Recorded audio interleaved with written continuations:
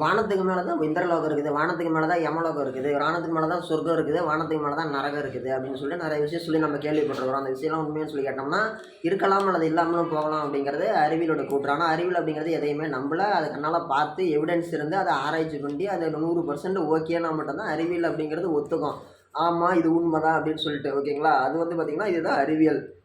இதை ஆன்மீக ரீதியாக பார்த்திங்கன்னா நம்ம கடந்த காலகட்டங்களில் இந்த மாதிரி கடவுள் அப்படிங்கிறவர் பூமியில் இல்லை, கடவுள் அப்படிங்கிறவர் தூண்லேயும் துரும்புலையும் இருப்பார். அவர் மெயினாக இருக்கிற இடம் பார்த்திங்கன்னா வானத்தில் மேலே ஒரு உலகம் இருக்குது. அந்த உலகத்தில் தான் பார்த்திங்கன்னா எல்லாருமே இருக்கிறாங்கன்னு சொல்லிட்டு அது ஒரு செவிவழி கதைகளாக சொல்லப்பட்டது, நம்பப்படுகிற ஒரு விஷயம் தான் பார்த்திங்கன்னா கடவுள்கள் அப்படிங்கிற ஒரு கான்செப்ட் ஓகேங்களா. பொதுவாக பார்த்திங்கன்னா நம்ம பூமி அப்படிங்கிறது பார்த்திங்கன்னா நம்ம வாழக்கூடிய இடம். இதுக்கு மேலே பார்த்திங்கன்னா நம்ம எல்லாருமே என்ன சொல்லிட்டு இருந்தோம், பூமிங்கிறது தட்டையாக இருந்துச்சுன்னு நினச்சோம். அப்புறமேட்டு ரவுண்ட் ஷேப்பு, நம்மளை நிலா சுற்றி வருது, எல்லா கிரகமும் நம்மளை சுற்றி வருதணும். அப்புறமேட்டு கொஞ்ச நாள் கழிச்சு டெவலப் ஆக எல்லாமே சேர்ந்து சூரியனை சுற்றி வருது, சூரிய குடும்பம் தான் மிக பெருசுன்னு சொல்லி நினச்சோம். அதுக்கப்புறமேட்டு பார்த்திங்கன்னா சூரிய குடும்பம் அப்படிங்கிறது பார்த்திங்கன்னா இந்த சூரிய குடும்பத்துக்கு மேலே இன்னொரு அடுத்த ஸ்டேஜ் அப்படிங்கிறது இருக்குது. சூரிய குடும்பத்துக்கு மேலே பார்த்திங்கன்னா பால்வெளி அண்டம்னு சொல்லி இருக்குது. பால்வெளி அண்டம் அப்படிங்கிறது தான் மில்கிவே கேலக்சிம்பாங்க ஓகேங்களா. இப்படி ஒன்றை தாண்டி நட்சத்திர குடும்பங்கள்னு சொல்லி எவ்வளவோ விண்வெளியில் இருந்துட்டு தான் இருக்குது ஓகேங்களா. இதன் அடிப்படையில் பார்த்தோம்னா கிட்டத்தட்ட சராசரியாக 800 கோடி மக்கள் இருக்கக்கூடிய இந்த பூமியில் பார்த்தோம்னா சராசரியாக நம்ம இந்த அளவுக்கு அட்வான்ஸ் டெக்னாலஜிலாம் ரெடி பண்ணி நம்ம இவ்வளோ ஆராய்ச்சி பண்ணிகிட்டு இருக்கிறோம். அப்படிங்கும்போது ஏன் வானத்தில் நம்மளை விட மிகப்பெரிய விண்வெளியில் ஒரு சாதாரண புள்ளி தான் சூரிய குடும்பம், அதில் ஒரு பார்ட்டு தான் பூமி. இதுலேயே நம்ம 800 கோடி மனுஷங்க அப்படிங்கிறது இருந்துகிட்டு இருக்கும்போது நம்மளுக்கு முன்னாடியே உருவான ஒரு சில கிரகங்கள் அப்படிங்கிறது வானத்தில் இருக்கக்கூடும். அப்படி இருந்துச்சு அப்படின்னா நாம் பார்த்திங்கன்னா கிமு கிபின்னு பிரித்து வச்சுருக்கிறோம். கிபி கிறிஸ்து பிறந்ததுக்கு பின்னாடி இந்த 19ஆம் நூற்றாண்டில் தான் பார்த்திங்கன்னா நாம் இந்த அளவுக்கு கடந்த ஒரு 90 வருஷத்தில் தான் நம்ம இந்த அளவுக்கு அட்வான்ஸ் டெக்னாலஜி எல்லாமே நம்ம கடந்து பார்த்துருக்குறோம். இதுக்கு முன்னாடி வாழ்ந்த 1900 வருஷம் வாழ்ந்த மனுஷன் பார்க்காத இந்த அட்வான்ஸ் டெக்னாலஜியெல்லாம் இந்த 90 வருஷத்தில் வாழ்கிற மனுஷங்க தான் எல்லாருமே பார்த்துருக்குறோம், வேறு யாருமே பார்க்கல. அப்படிங்கும்போது நம்மளுக்கு ஒரு 1000 வருஷம் முன்னாடியே இந்த டெக்னாலஜிலாம் அப்பயே 1000 வருஷம் முன்னாடியே பார்த்த ஒரு மனித இனம் அல்லது ஒரு நான் ஹியூமன்ஸ் மனிதன் இல்லாத வேறு உயிரினம் அப்படிங்கிறது வானத்தில் இருக்கக்கூடும் அப்படிங்கிறது அறிவியலாளருடைய கூற்று. ஏன் இருக்கக்கூடாது?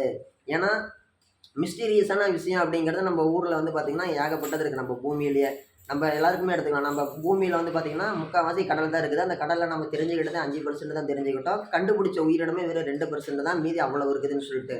அப்படி இருக்கிற சூழ்நிலையில் பார்த்திங்கன்னா நம்மளுக்கு அல்லாத ஒரு மனிதன் அல்லாத ஒரு உயிரினம் தான் பார்த்திங்கன்னா எகிப்து கட்டும்போது உதவி பண்ணியிருக்கலாம். அதே மாதிரி பார்த்திங்கன்னா நம்ம எல்லாருக்குமே தெரியும் அமெரிக்காவில் இருக்கக்கூடிய பாலைவனத்தில் பார்த்திங்கன்னா ரொம்ப ஒரு ஸ்ட்ரேஞ்சான அந்த ஆர்டிகல்ஸ், அந்த பொம்மையெல்லாம் பார்த்திங்கன்னா அவங்க வரைஞ்ச பொம்மையில் பார்த்திங்கன்னா பூமியிலேருந்து பார்த்தா தெரியாது, வானத்தில் பறக்கும்போது பார்த்தா மட்டும்தான் தெரியும். இந்த அளவுக்கு மிஸ்டீரியஸான விஷயம்லாம் யார் பண்ணியிருக்க முடியும்? மனிதன் இல்லாத யாரோ ஒருத்தர் தான் பண்ணியிருக்க முடியும். அதே மாதிரி பார்த்திங்கன்னா நம்மளுடைய புராண கால கதைகள்லையுமே கூட பார்த்திங்கன்னா கடவுள் வானத்தில் தான் இருக்கிறாருன்னு சொல்லி நிறைய விஷயங்கள் சொல்லப்பட்டிருக்குது. ஏன் ஒருவேளை வானத்திலிருந்து வந்துட்டு போனவங்க தான் நம்மளோட முன்னோர்கள் கடவுள் அப்படின்னு சொல்லியிருக்கலாம் அப்படின்னு சொல்லிட்டு ஒரு சிலர் நம்புகிறாங்க ஓகேங்களா. வானத்தில் இருக்கிறாருன்னு தானே நம்ம ஆளுங்க சொல்லி வச்சுருக்கிறாங்க செவி வழி கதைகளில். அதே மாதிரி அறிவியலாளர்களும் இந்த மாதிரி இருக்கலாம் தானே சொல்கிறாங்க. அதே மாதிரி யூஎஃப்ஓ அன்னவுன் ஃப்ளையிங் ஆப்ஜெக்ட்ஸு இது வானத்தில் அமெரிக்கா பக்கம் தான் நிறைய சுற்றிட்டு இருக்குதுன்னு சொல்லி சொல்கிறாங்க. ஏரியா 51 ஏலியன் சம்மந்தப்பட்ட ஆராய்ச்சி நடக்குதுன்னு சொல்கிறாங்க. இப்படி இது எல்லாத்துக்குமே பார்த்தோம் அப்படின்னா ஒரு சம்திங் ஏதோ ஒரு ஜாயிண்ட்டு ஏதோ ஒரு ஒத்துமை இருக்கிற மாதிரி இருக்குது இல்லைங்களா. இதனுடைய ரிஃப்ளெக்ஷன் எப்போ இருக்குன்னு சொல்லி கேட்டோம்னா அடுத்த 100 வருஷத்துலேயே கூட நம்மளுக்கு தெரியலாம். ஏன்னா இன்றைக்கே பார்த்திங்கன்னா 90 வருஷத்துல எனக்கு அட்மாஸ்பியர் அறிவியல் ஆராய்ச்சி அப்படிங்கிறது எந்த அளவுக்கு போயிடுச்சு. வெட்டின கையை கூட திரும்ப ஒட்ட வைக்கலான்ற அளவுக்கு வந்துடுச்சு. நின்று போய் ரொம்ப வீக்காக இருக்கிற இதயத்தை கூட நம்ம மறுபடியும் ஆக்டிவேட் பண்ண முடியும். இதயத்தை அறுக்காமலே கையில் நரம்புல வழியாக ஒரு ஊசி செலுத்தி நம்ம சரி பண்ண முடியுன்ற அளவுக்கு நீங்கள் டெக்னாலஜி அப்படிங்கிறது அந்தளவுக்கு வளர்ந்துருச்சு. அப்படிங்கும்போது ஏலியன்ஸோட வருகை அப்படிங்கிறது வந்துச்சுன்னா பூமியில் இருக்கிற மக்களுக்கு தெரியப்படுத்துவாங்கன்னு சொல்லி கேட்டிங்கன்னா அவங்க டைரெக்டாக நம்மளுக்கு நேரில் நம்ம பார்க்காத வரைக்கும் நம்மளுக்கு இது சொல்ல மாட்டாங்க. ஏன்னு சொல்லி கேட்டோம்னா இது நம்மளுக்கு தேவையில்லாத விஷயம்.